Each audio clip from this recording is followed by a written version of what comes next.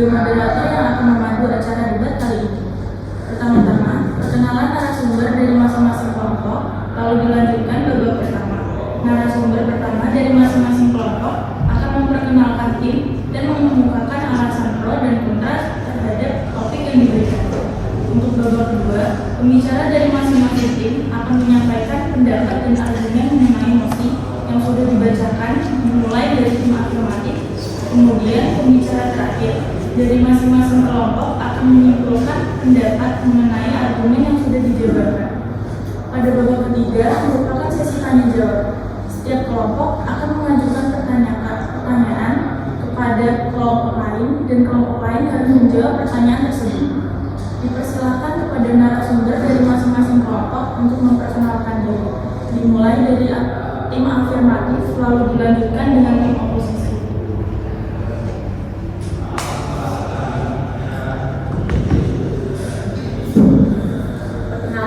Dari tim afirmatif dengan tema penggunaan plastik sekali pakai yang harus dilarang sepenuhnya, yaitu saya Servis Naila Nuher, dan di samping saya ada dan di sampingnya lagi ada sekian perkenalan dari kelompok kami. Wassalamualaikum warahmatullahi wabarakatuh.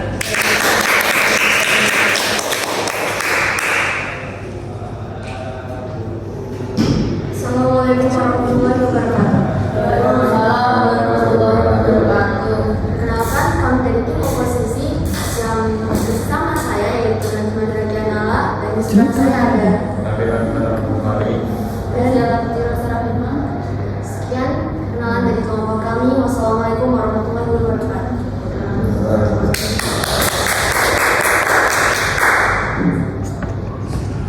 Oke, kita masuk ke babak pertama. Sekarang pembicara pertama dari tim afirmatif dipersilakan untuk menjelaskan argumen mengenai mosi debat yang sudah diberikan. Kami setuju dengan larangan plastik sekali pakai. Menurut pendapat kami, penggunaan plastik sekali pakai harus dilarang sepenuhnya karena menyebabkan pencemaran lingkungan yang serius dan membahayakan kehidupan serta manusia. Selain itu, alternatif ramah lingkungan seperti bahan daur ulang atau penggunaan produk yang bisa digunakan harus dipromosikan untuk mengurangi dampak negatifnya. Beberapa produk plastik yang digunakan berkali-kali seperti botol minum atau wadah makanan yang dapat dicuci dan digunakan kembali bisa dijadikan pilihan yang lebih ramah lingkungan daripada alternatif sekali pakai. Terima kasih. Sebagai tim kontra, saya sangat tidak setuju dengan pendapat yang menyatakan bahwa penggunaan plastik sekali pakai harus dihentikan terus dalam penggunaannya.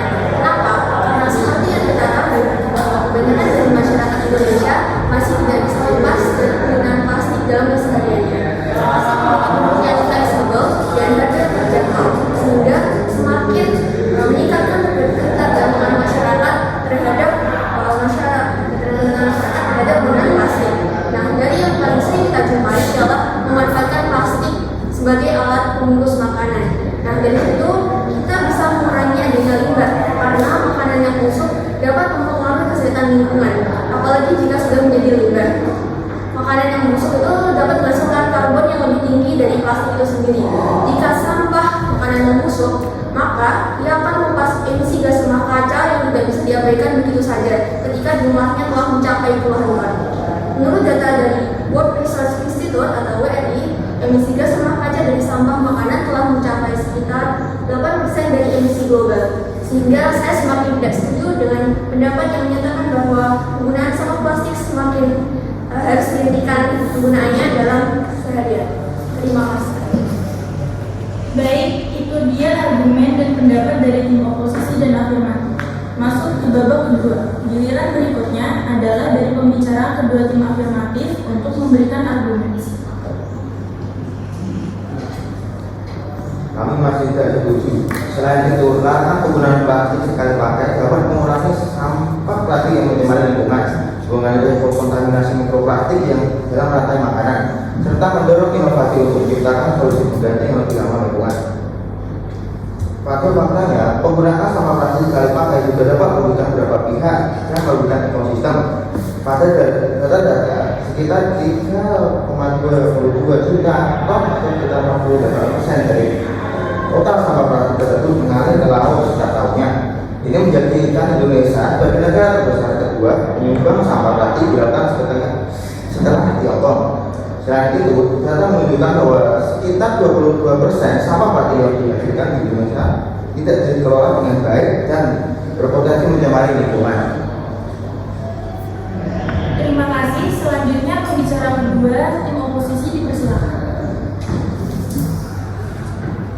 Sebagai tim oposisi, saya tidak setuju dengan pendapat afirmasi. Memang benar bila sampah plastik memberikan ancaman besar terhadap lingkungan, tetapi daripada membersihkan penggunaannya secara massal, bukankah lebih efektif jika kita mengelola sampah tersebut? Dalam hal ini, kreativitas dan pola pikir anak bangsa bisa terus diasah dan berkembang karena mereka berkreasi dalam memanfaatkan sampah plastik sekali pakai menjadi barang yang bernilai ekonomis.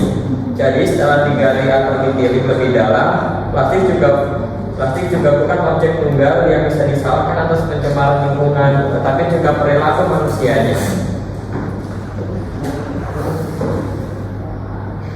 Sekarang pembicara ketiga tolong memberikan kesimpulan mengenai argumen dan pendapat yang sudah dikemukakan.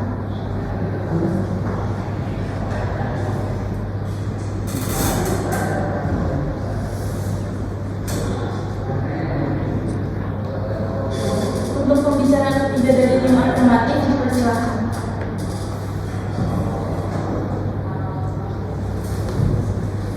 Mohon maaf, tetapi kami yakin bahwa melarang menggunakan plastik sekali pakai secara keseluruhan adalah langkah yang penting untuk menjaga keberlanjutan lingkungan dan kesehatan manusia. Data dari Laman Sistem Informasi Pengelolaan Sampah Nasional (SIPSN) Kementerian Lingkungan Hidup dan Kehutanan tercatat data tahun 2021 terdapat timbulan sampah sebanyak 25 juta ton yang dihasilkan per tahunnya dan sekitar 15,4% adalah sampah plastik. Dari data ini kita dapat mengetahui kondisi Indonesia saat ini memiliki banyak sampah plastik, sedangkan sekitar 33% sampah atau setara 8,5 juta ton per tahun tidak dikelola dengan baik. Oleh karena itu, marilah kita mengenali bahaya sampah plastik bagi kesehatan manusia dan kemungkinan yang akan terjadi dari kondisi ini dengan melarang penggunaan sampah plastik sekali pakai dan mengurangi atau menghilangkan sampah plastik sekali pakai dari pola konsumsi kita. Kita dapat menciptakan lingkungan yang lebih bersih, sehat, dan berkelanjutan bagi generasi mendatang. Sekian kesimpulan dari saya. Terima kasih. Selanjutnya kesimpulan dari tim oposisi. Pembicara ketiga tim oposisi dipersilakan memberikan kesimpulan. Menurut saya, penggunaan plastik sekali pakai bukan cara efektif dalam mengatasi masalah yang ada. Justru kebijakan tersebut akan memperberat para pelaku usaha kecil. Wakil Ketua Umum Asosiasi Industri Plastik Indonesia, Profesor Santosa Juman, mengatakan bahwa pelanggaran penggunaan plastik sekali pakai akan memukul industri dan berpotensi membuat sekitar 5.000 orang kehilangan pekerjaan. Perlu diketahui bahwa angka itu diperoleh dari perhitungan Pemprov DKI saja, belum dihitung dari seluruh kota-kota lain. Selain itu, jika memperhatikan jumlah penggunaan penduduk Indonesia, akan banyak yang berkurang penghasilannya ketika menggunakan plastik yang dihentikan. Yang perlu kami tekankan ialah jangan sampai kebijakan tersebut malah berdampak pada kondisi ekonomi masyarakat yang menurun drastis. Pemerintah juga harus memperhatikan kebutuhan masyarakat sekaligus menimbang kemampuan anak bangsa dalam menjaga dan melestarikan lingkungan. Yang jelas ialah plastik memang memiliki dampak buruk jika manusia yang tidak sadar diri untuk mengelola limbah tersebut. Jadi sampah plastik tidak menjadi salah satu faktor kerusakan lingkungan, tapi juga perilaku dan pola hidup masyarakat. Sekian kesimpulan dari saya. Terima kasih. Tak selesai.